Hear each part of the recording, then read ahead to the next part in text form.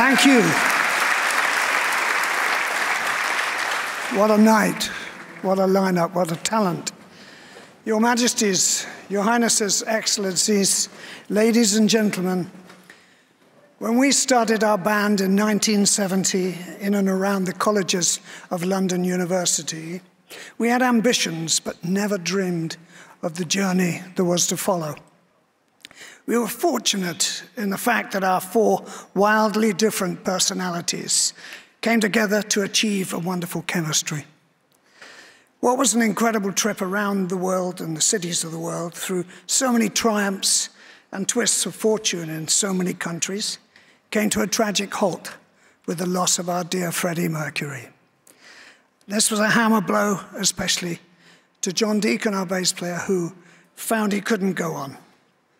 So, depleted by 50%, Brian and myself determined to keep our music alive, and with the help of wonderful singers like Paul Rodgers and, of course, the great Adam Lambert, we continued to tour the world to this present day. The Polar Music Prize is exceptional in the fact that, unlike other awards, it recognizes the entirety of an artist's career, unlike any others, I think. What an honor to be included in this glittering cavalcade of previous laureates. True Olympian company indeed. We are so proud to be the recipients of this incredibly prestigious award, also to share the stage with these wonderful other two laureates, Herbie Hancock and Barbara Hannigan. We are honored and proud. We thank you, Brian.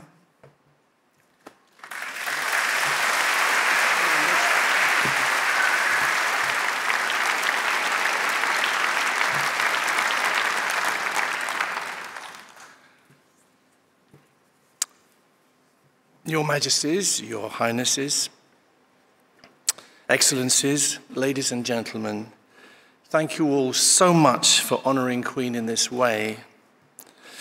Sweden has already been very kind to us over the years, and this really is the icing on the cake.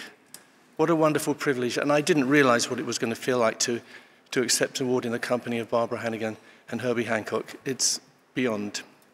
Such an honor.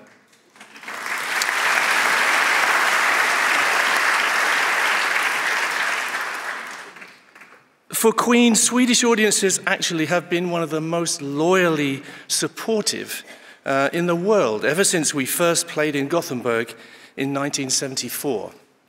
And we all got our clogs. Some of us still have them. In this special moment, I contemplate how that younger Brian May in 1974 would have felt if he knew that we would be living this kind of dream 50 years in the future. It would have been almost unimaginable to me.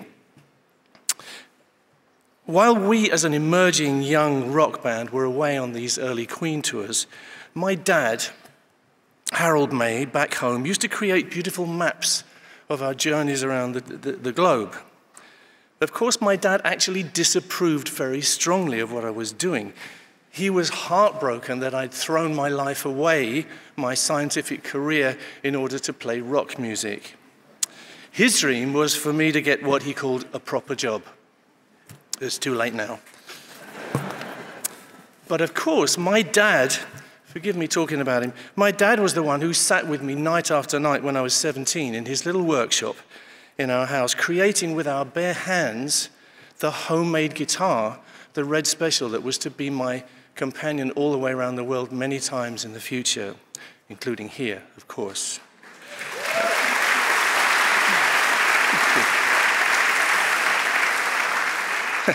And from being a very disapproving parent, eventually when I finally flew him out to see us in Madison Square Garden, he took my hand and said, "Okay, I get it now." Which is lovely. So, my dad's long gone now, but I kind of feel he's here with us tonight in Stockholm. So I've never done this before, but tonight I would like to share my quarter of this magnificent prize with my dad, Harold May. Thank you, Dad.